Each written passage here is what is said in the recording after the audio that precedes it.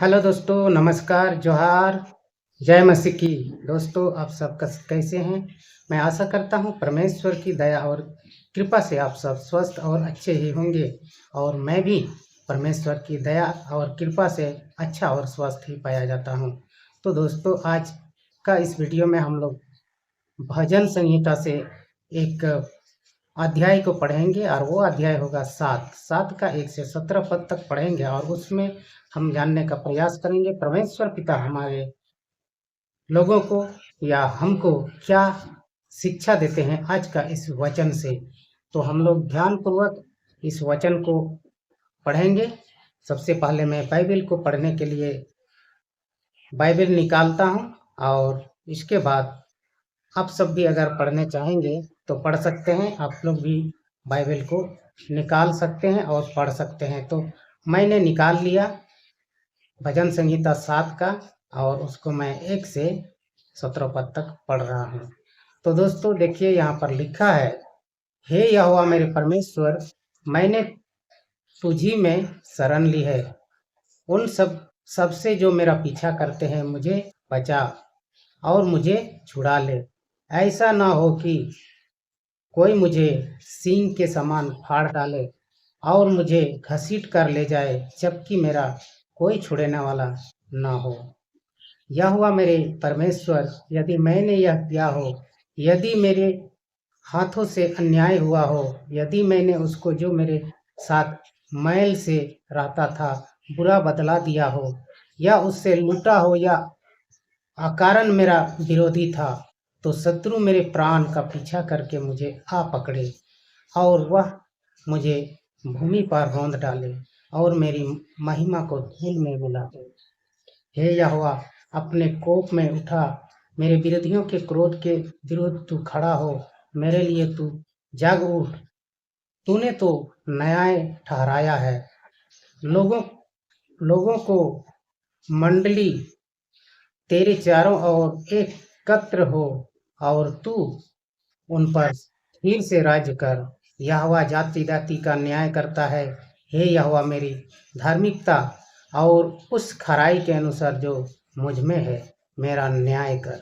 दुष्टों की बुराई का अंत हो जाए, पर धर्मी को तू स्थिर कर। धर्मी परमेश्वर तो हृदय और मन को परखता है।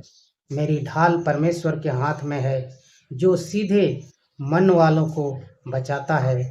परमेश्वर सच्चा न्यायी है, वरन ऐसा ईश्वर है जो प्रतिदिन कोप करता है। यदि मनुष्य मन न फिराए तो वह अपनी तलवार पर धार चढ़ाएगा। उसने अपना धनुष चढ़ाकर तीर साथ लिया है। उसने अपने घातक हथियारों को भी तैयार कर लिया है। वह अपने तीरों को अग्निबाण बनाता है। देख, दुष्ट को दुष्टता की प्रसव पीड़ा होती है, उसके गर्भ में उत्पात है और वह झूठ को जन्म देता है। उसने गड्ढा खोदकर उससे गहरा कर दिया और स्वयं उस गड्ढे में गिरा जिससे उसने खोदा था। उसका उत्पात उसी के सिर पर लौट आएगा और उसका उपद्रव उसी के माथे पर आ पड़ेगा। मैं यहोवा को उसकी धार्मिकता के अनुसार धन्यवाद दूंगा और सर्वोच्च प्रभु के नाम का स्तुति गान करूंगा। आमीन। तो दोस्तों, अभी हम लोगों ने पढ़ा परमेश्वर हमारे लिए एक विनय, एक प्रार्थना आज के दिन में लाया है, जिसको हम लोगों ने पढ़ा, और यह प्रार्थना हमारे जीवन में आशीष देगा। तो हम अपने दुश्मन से बचने के लिए, अपने शत्रुओं से बचने के लिए ये प्रार्थना नित्य कर सकते हैं, और हमें करना भी चाहिए। अभी का समय में हम लोग देख रहे हैं सोशल मीडिया में इतना सारा मसीही भाई बहनों के ऊपर अत्याचार हो रहा है, और हम लोगों को मारा पीटा जा रहा है। बहुत ही दुख की बात है दोस्तों। तो इसीलिए मैं कहता हूँ, आप लोग भी यह प्रार्थना जरूर करें। जब भी दुआ प्रार्थना घर में करें, आप लोग अवश्य इस प्रार्थना को करें और पूरी दुनिया के लोगों के लिए दुआ प्रार्थना करें।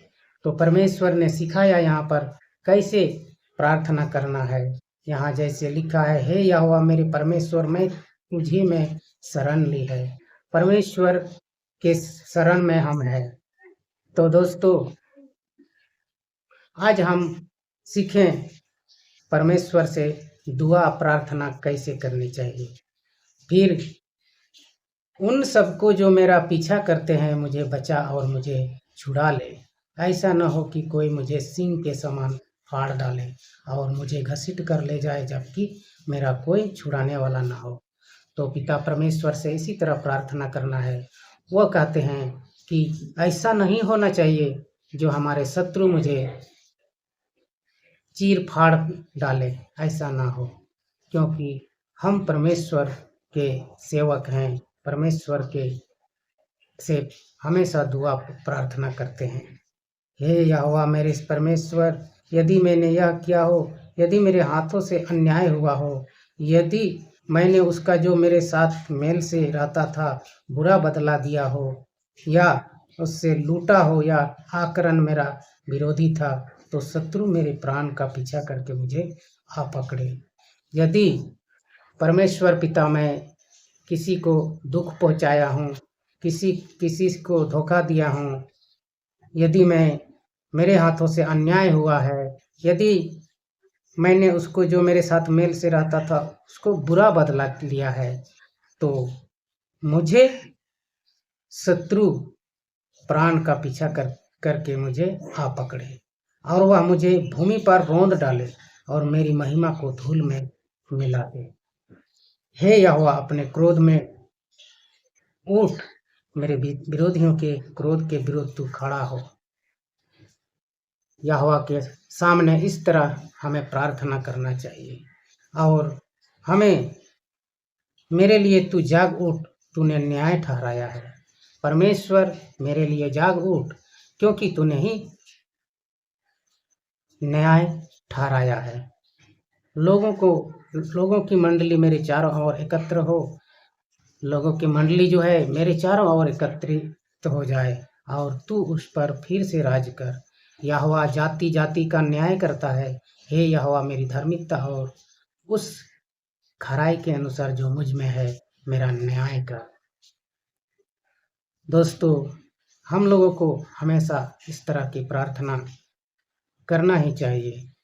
दुष्टों की बुराई का अंत हो जाए, पर धर्मी को तू स्थिर कर।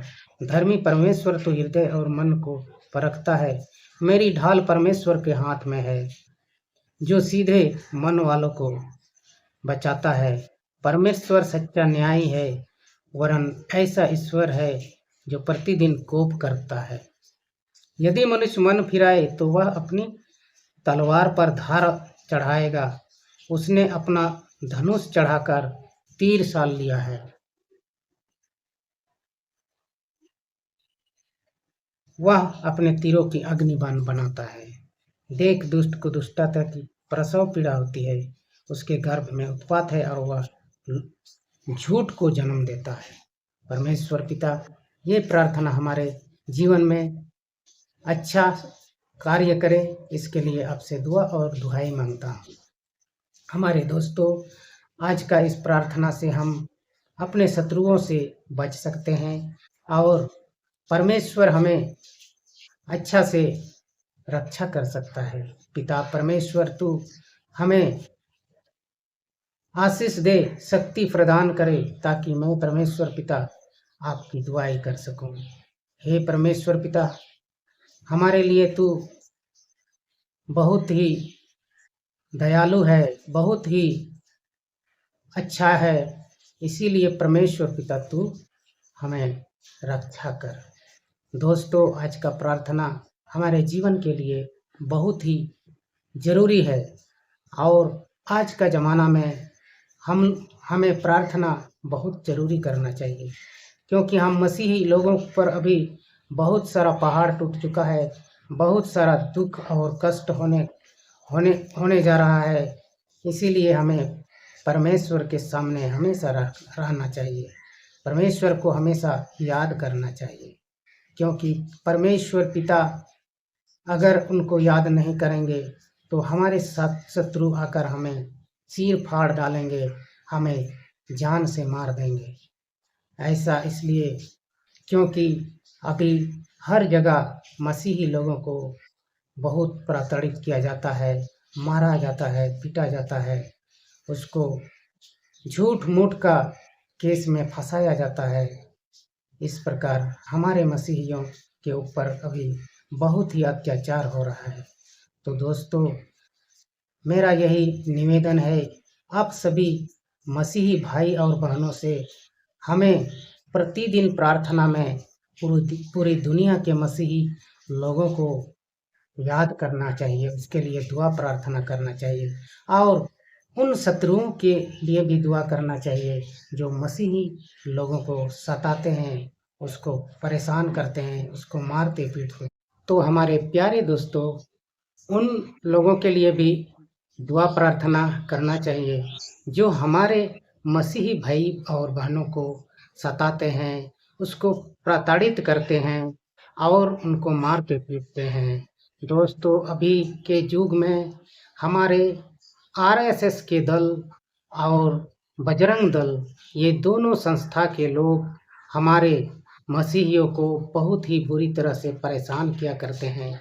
तो दोस्तों, इन लोगों के लिए हम लोग दुआ करें और ऐसे दुआ करें जैसे प्रभु यीशु मसीह ने दुआ किया था उनके दुश्मनों के लिए।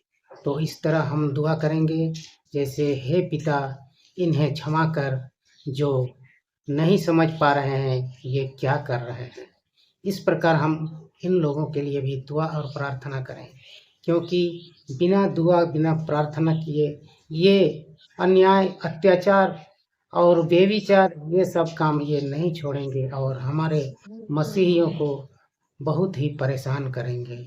तो दोस्तों, आज का इस वीडियो में इतना ही।